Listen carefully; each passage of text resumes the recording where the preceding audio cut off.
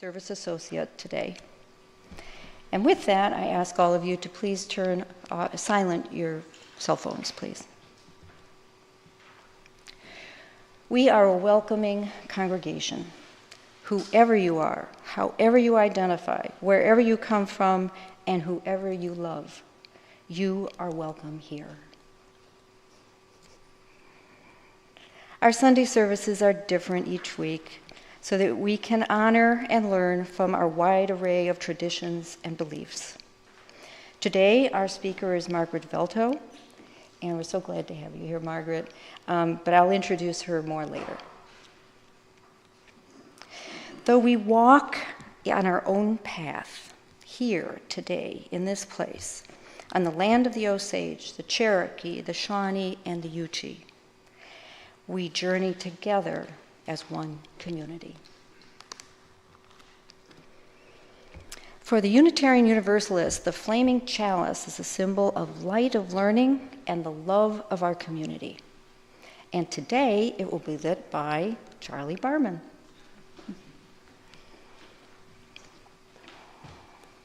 As our congregation's chalice is lit, please light your own chalice at home if you have one.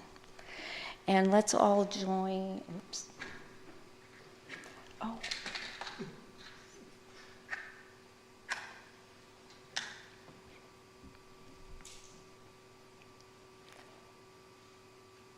Okay, thank you, Charlie. And let's all join in singing hymn number 362, Rise Up, O Flame.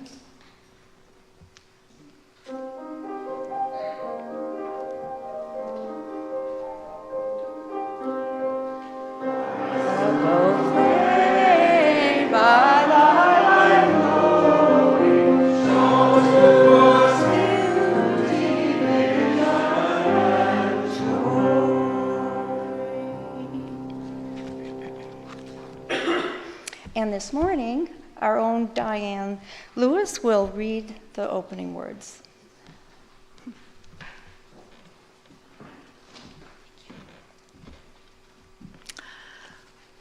We are woman.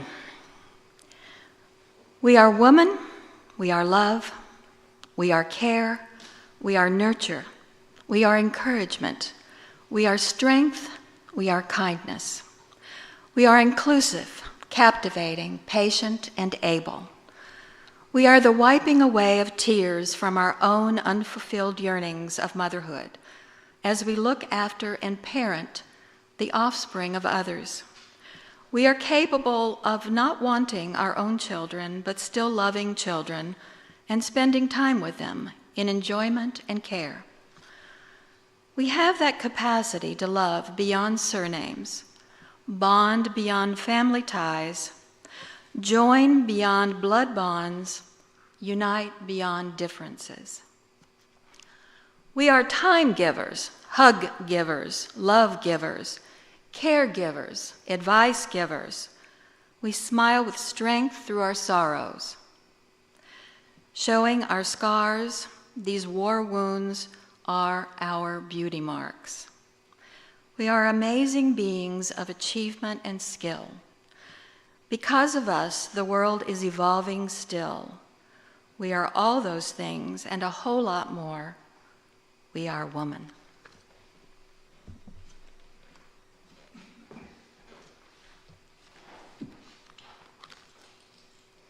And now we're going to sing a hymn 1028 in the Teal songbook.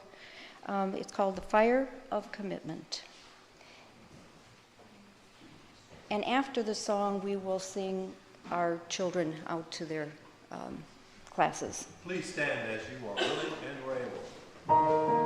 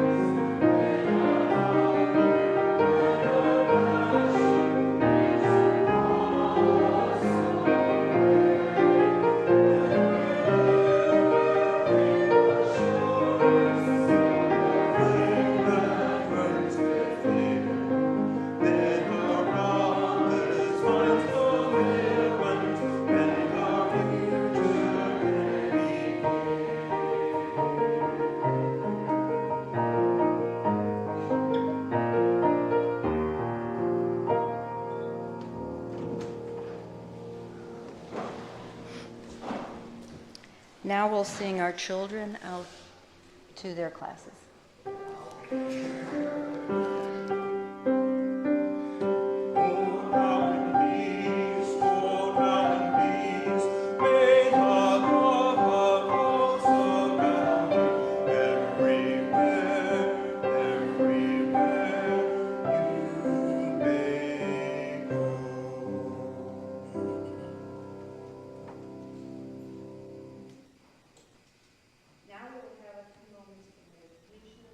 Reflection or prayer. The singing bowl will lead us into silence. After the silence, you're invited to join in the song Spirit of Life. The words will be on the screen.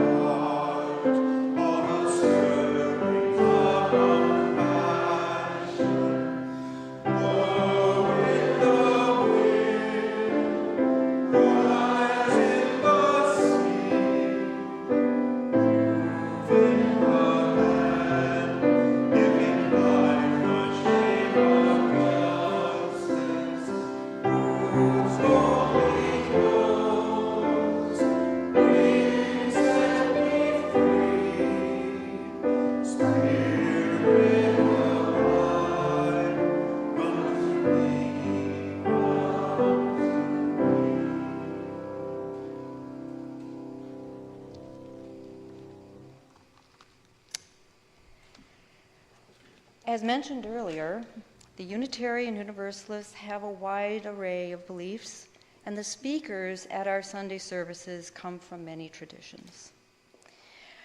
Here to share in her own words is Margaret Velto. Margaret is an outreach coordinator for the Kentucky Religious Coalition for Reproductive Choice, known as KRCRC. Okay. She also serves as a co-organizer for the Spiritual Youth for Reproductive Freedom and a member of the steering and communications committees of the Spiritual Alliance of Communities for Reproductive Dignity. And that's sacred. Mm-hmm. Margaret graduated from Oberlin College in June 2022 with a BA in Religion and Gender, Sexuality, and Feminist Studies. She begins her Master's of Divinity at Louisville Presbyterian Theological Seminary in September 2023. Because of her upbringing in the United Church of Christ and Quaker traditions and her family's history of advocacy work, Margaret believes faith and justice are inherently intertwined. So, Margaret.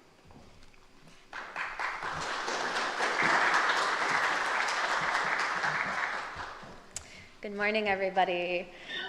Thank you to Natalie and to Diane for inviting me here this morning. I was saying before the service started, I feel a little nostalgic because, not mentioned in my bio, my mother is a reverend. My father was a Quaker clerk, so I grew up as a pastor's kid. When I was 13 years old, my childhood church, we had a youth-led Mother's Day service, and I was the one preaching. So it feels fitting to be preaching again 10 years later this morning.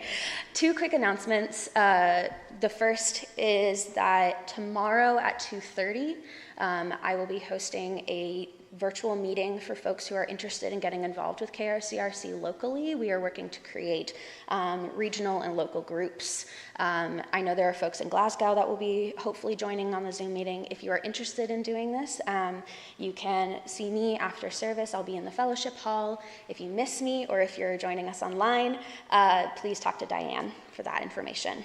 The second is the work that I do, the topics that I research and work within can be very emotionally provoking, especially today, being Mother's Day. So if there's ever a moment that you need to center yourself, need to recalibrate, step out, I will not be offended. Please do so as you need. And I also ask everybody to come into this space with grace for yourself and for others around you. So with that, will you please join me in a spirit of prayer? O Creator, we come to you in a moment of fellowship and contemplation. May we enter this space with open hearts and open minds and allow ourselves to be transformed with compassion and understanding. May the words of my mouth and the meditations of all of our hearts be acceptable to you, the divine. Amen. It's 6 a.m., and I'm sitting on the bathroom floor of my boyfriend's apartment. He's still asleep, unaware of the spiral unraveling inside me. I'm trying to focus on a reading for tomorrow's class, but it's hard when the rest of your life hangs in the balance, dependent on a small slip of paper face down on the counter. One line or two. One line or two. My mind goes down the list, weighs the what-ifs, tries to fight anxiety with logic. My period is late, but that's normal for me. I'm on birth control, but nothing is 100% effective. And my boyfriend convinced me that condoms were uncomfortable and unnecessary. It's practically impossible for me to conceive naturally, but weirder things have happened. If I were pregnant, would I still be able to go abroad next semester? Would I ever finish college? Would I miscarry like my mother and need an abortive procedure or risk sepsis and death? Would childbirth complications be my end like they were for my great aunt? Would an abortion render my womb completely inhospitable to future pregnancies? I want to be a mother one day. But I'm only 19, and my boyfriend at 25 doesn't have his life together any more than I do. One line or two. It's rare for me to feel thankful for my defective reproductive system, but in the longest 5 minutes of my life, I found myself praying for God to make the decision for me. An abortion, spontaneous or induced, might have ruined my one chance at motherhood. A successful pregnancy, on the other hand, would have meant no study abroad, probably no college degree, giving birth in the early stages of a pandemic. At least 1 year of marriage, putting my life and dreams on hold, and permanently tying myself down to a man who abused me and nearly drove me to suicide. That is all to say I would not be here this morning. My story is not unique. There were thousands like mine before me and many more still to come, each with a variety of endings, some better than the rest. I lucked out in a lot of ways. My parents would have supported me with any decision I made. I had doctors with my best interests in mind. And most of all, I had physical and financial access to any care I would have needed. I had the choice. Yet with a full-time salaried job and a college degree, pregnancy scares me more now than ever before. Today, we live in a country where more than half of the states have restricted abortion in some capacity. Some states limit abortion legality just to cases involving rape, incest, and the life of the pregnant person or prenate. Other states won't even be as lenient. In Texas, my birth state, the same procedure that saved my mother's life in 1999 and allowed her to give birth to me 13 months later would put her behind bars today. Here in Kentucky, despite defeating Amendment 2 last November, state legislators proposed a bill with an identical amendment to show up on the 2024 ballot. They failed, but they still proposed it. We're still one proposed prosecution for abortion to equal that of homicide. This comes from the country with the highest maternal mortality rate of developed nations. From 2013 through 2019, the CDC recorded a case fatality rate of 0.43 per 100,000 abortions. In those same years, the national maternal mortality rate was 17.73 deaths per 100,000 live births. Decimals are hard for me. I was not a math major. I was awful at math. So to visualize this for you, I looked up the seating capacity of the Houchins Industries L.T. Smith Stadium at WKU. The seating capacity is 23,776. If you filled every seat with abortion patients, you would need to fill the stadium nearly 10 times before one person would die. Using the same metric, in just one stadium seated with people who gave birth, just over 4 would be dead. In that 7-year span, a pregnant person was 41 times more likely to die of childbirth than from having an abortion. In fact, in the 47-year span of data that we have from the legalization of Roe in 1973 through 2019, which is the most up-to-date data we have from the CDC, 526 people have died from abortions, compared to 2019, where alone that year, 754 people died from maternal mortality, complications with childbirth and pregnancy. And the maternal mortality rate has only risen since then. With 861 deaths, the national rate of 2020 was 23.8 deaths per 100,000 live births, a number more than doubled to 55.3 when examining only non-Hispanic Black populations. And in Kentucky that year, our average was 34.6 deaths. This March, the New York Times published an article with the CDC data from 2021. There were 1,205 maternal deaths, pushing the national average up by 40% to 32.9 deaths per 100,000, and at least a third of the deaths resulted from COVID-19. These statistics are hard to bear. They're startling, especially when similar countries see their maternal mortality rates dropping as technology advances. So we know that many of these deaths were avoidable. Care in Kentucky, to put it lightly, is abysmal. There are fewer than 60 obstetricians and gynecologists serving approximately 850,000 women of reproductive age, and that may or may not include folks who identify as trans and non-binary that were assigned female at birth. This leaves more than half the counties without access to reproductive health care providers. But beyond the physical health care, we are lacking in other needs for leading and maintaining healthy lives. Reproductive justice is more than just abortion. It is all-encompassing of proper sex education, birthing insurance coverage, mental health resources, free menstrual products, free birth control, food and housing security, paid parental leave, and so much more. Reproductive justice is intersectional community care.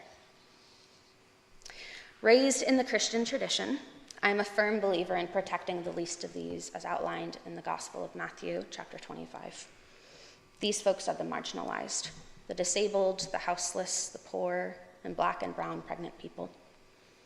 These are the folks most harmed by the abortion bans. Even if we choose to allow exceptions for rape and incest and health risks, it begs the question, why must our bodies be violated or reach death's doors before we are granted rights to them? At what point do those who champion the personhood of prenates forget that we are deserving of the same? Each of us holds a spark of the divine inside, and nothing can diminish that. Not the Supreme Court, nor the white supremacists, nor those who preach forgiveness in hallowed halls, but shout damnation through clinic walls. As people of faith, it is our moral duty to take a stand against legislative oppression, to loudly proclaim that reproductive freedom is a form of religious freedom, and we will not put up with political tyranny. Our bodies should not become birthing battlegrounds, and our wombs are not weapons of warfare. We are graced with inherent human dignity, embedded in our blood and our bones. We are the ones who carry the legacy of a Creator's love. We are the ones making sure that people like 19-year-old me know that they do not have to be afraid, that they do not have to walk this journey alone. Back in the bathroom, my phone lights up, 6:05 a.m., as I get off the floor. My body shakes as I walk to the counter. I close my eyes and I flip the test over. 1 line or 2. 1 line or 2. Deep breath, eyes open. 1 line, not 2. My boyfriend slumbers on, still ignorant to how dangerously close we came to a drastic life change. A cry of relief escapes me, and I send a silent thanks to the sky. Throw the test in the trash, and I return to my reading. I know that I'm free, just a little bit longer. My body is still my own. I know there's still so much work to be done, but I still have time to grow. Amen.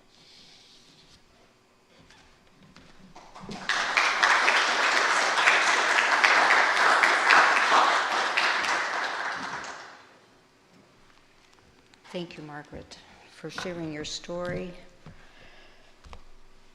and the situation that we have here in Kentucky. We have a lot of work to do. And you show up.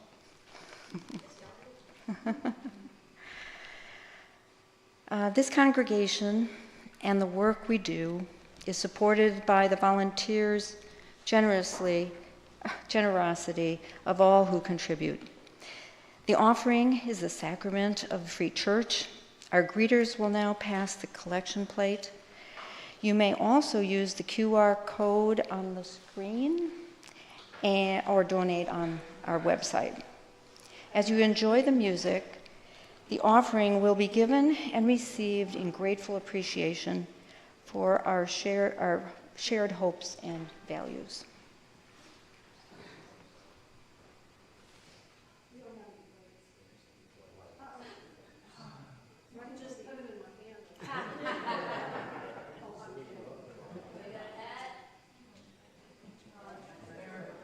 Got a hat.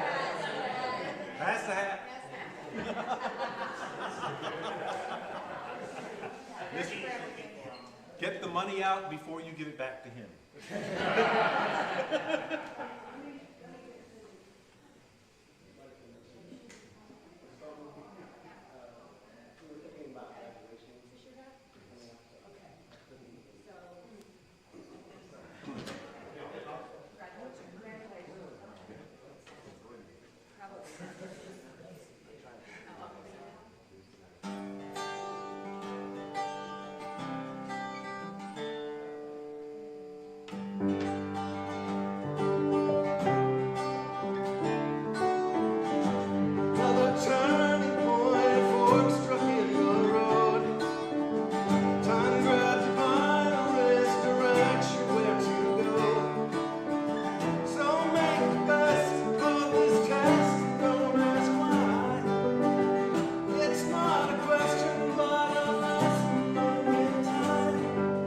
Something unpredictable.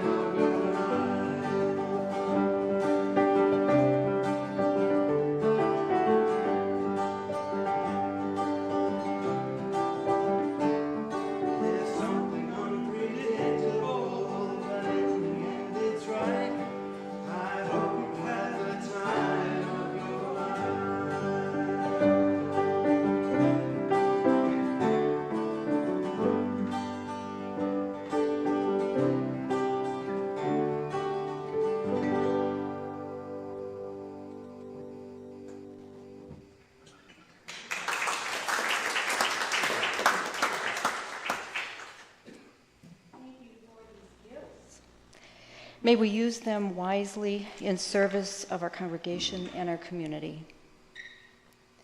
We would like to take a moment to thank all those volunteers who made this service possible today.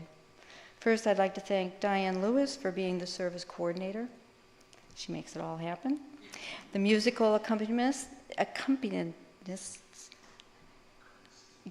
Forrest, Ryan, Michelle, and John. Thank you so much. We appreciate your music. And the man behind the curtain, yes, Matt. Matt is our technical advisor and does so much. At this time, we're going to have community news, and Michelle has some things to share first.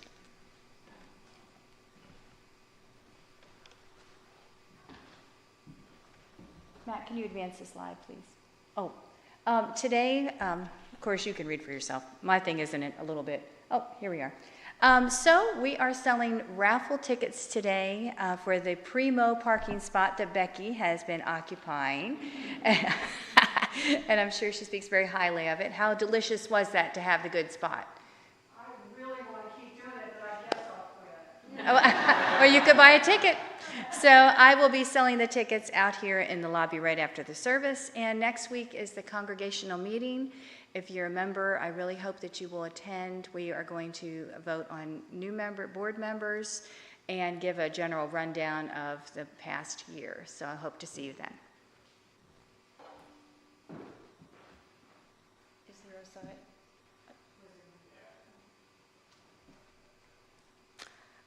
I didn't know if Sharon was going to speak. No. Okay. Diane, you have a few announcements?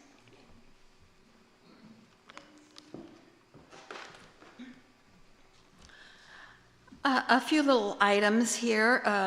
First of all, from the Kentucky Unitarian Universalist Justice Action Network, they are seeking a board member, and they'd like to have a board member from this church. So please see Lisa Del Porto. She's got all the information about that. This past week, we had an all-network meeting and spoke with Charles Booker about he's now got a new government post, so please try to get involved. We need someone in that position. Okay, number 2, Sunday service is gently requesting, someone to help change the sign. Actually, a couple of people at a time would be helpful. It is kind of a little physical for especially me, but anyway. And also, RE. We need one person to sign up with Jansen to teach RE, and so if you can help out with that, we'd appreciate it. And finally, Summer Light. In July, we'll be going to Summer Light. And I noticed that the Foothills UU Church, we went to see them once during the pandemic in Colorado. They have something similar. They call it time well wasted. And so, you know, I don't know how you feel, but this is soulful pause, okay? So I'm thinking art, music, discussion, Tai Chi, green sanctuary. There is no limit. And I will be coming after you. Do you like the music you heard today? How would you like a whole hour of that? Yes! We'll be coming that way. Okay. We're going to start with the first Sunday in July, red, white, and blue brunch. So that will be our Sunday. Instead of Sunday service, we'll be eating. And that's how you pack them in. Okay, and then at the end of the summer, at the end of August, we will have another murder mystery. Went over real well last year. If you're interested in that, I'll be casting later on in the summer. If you don't come and see me, I'm coming to you. We have some talent, lots of talent in this church. So, okay, thank you so much. Thank you, Diane. Okay, if any of you have questions about Unitarian Universalism or about joining this congregation, please speak to someone on our membership team. Do we have somebody here right now? Nancy, okay, and Aileen. They'd be very happy to talk with you. Or you can contact our board president, John Downing. I don't think John is with us this morning. Or you can email him at president@uubgky.org. Oh, membership, there's a membership meeting, so that'd be a good time if you're interested. You may find out more about us, including community news, by reading our weekly email update, by looking at the bulletin board out here in the hallway, or by following us on Facebook, YouTube, and our website is available online. So we are connected. Okay, the last hymn that we can all sing and enjoy together. It's number 1074 in the Teal songbooks, Turn the World Around. We had this 2 Sundays ago, and I promised I'd give it to you again. So it is a mouthful. So please stand as you're willing or able and get ready. Here we go. We come from the fire, living in the fire. Go back to the fire, turn the world around. We come from the water, living in the water. Go back to the water, turn the world around. We come from the mountain, living on the mountain. Go back to the mountain, turn the world around. Oh, so is life. Ah, so is life. Oh, so is life. Ah, so is life. Do you know who I am? Do I know who you are? See we one another clearly. Do we know who we are? Do you know who I am? Do I know who you are? See we one another clearly. Do we know who we are? Oh, so is life. Ah, so is life. Oh, so is life. Ah, so is life. Contemplate the river wash the mountain. Fire make the sunlight turn the world around. Heart is of the river, body is the mountain. Spirit is the sunlight, turn the world around. We are of the Spirit, truly of the Spirit. Only can the Spirit turn the world around. Oh, so is life. Ah, so is life. Oh, so is life. Ah, so is life. Oh, so is life. Ah, so is life. Oh, so is life. Ah, so is life. Yeah. Good, done good.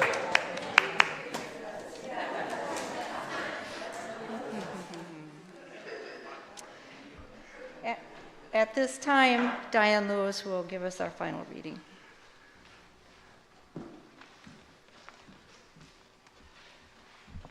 Happy Mother's Day. Hooray for all the moms in our lives. The mothers, the grandmothers, the godmothers, and stepmothers. The mothers-in-law, the foster moms, the bonus moms, other mothers, aunts, wives, partners, sisters, friends, fellow moms, mentors, and all persons who love with a mother's heart. Here is a poem dedicated to mothers. My mother kept a garden of the heart. She planted all the good things that gave my life its start. She turned me to the sunshine and encouraged me to dream, fostering and nurturing the seeds of self-esteem. And when the winds and rain came, she protected me enough, but not too much because she knew I'd need to stand up strong and tough. Her constant good example always taught me right from wrong, markers for my pathway that will last a lifetime long. I am my mother's garden. I am her legacy. I hope today, wherever she is, she feels the love reflected back from me.